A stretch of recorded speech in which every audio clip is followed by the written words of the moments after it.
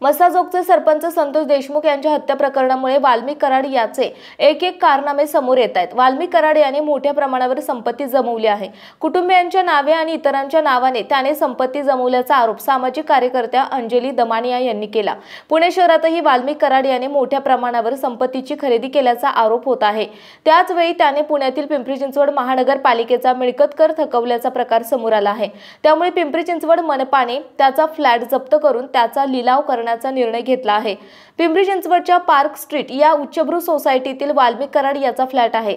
16 जून 2021 ला वाल्मिक कराड आणि पत्नी मंजली वाल्मिक कराड याच्या नावे या फ्लॅटची नोंदणी झाली। मात्र तेव्हापासून वाल्मिक कराड याने मिळकत कर थकवला आहे। 1,55,444 रुपयांचा हा मिळकत कर थकवल्याप्रकरणी पालिकेने वाल्मिक कराडला नोटीसही पाठवली आहे।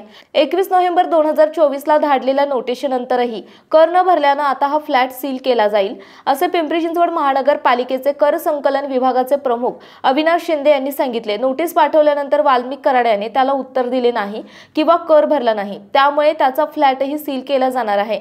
मग त्याचा लिलावही केला जाईल असे कर संकलन विभागाचे प्रमुख अविनाश शिंदे यांनी एका वृत्तवाहिनीशी बोलताना सांगितलं।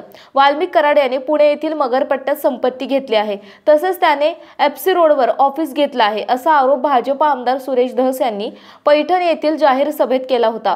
त्यानंतर सामाजिक कार्यकर्ते अंजली दमानिया यांनी वाल्मिक कराड यांच्या संपत्तीची ईडी चौकशी करण्याची मागणी केली आहे।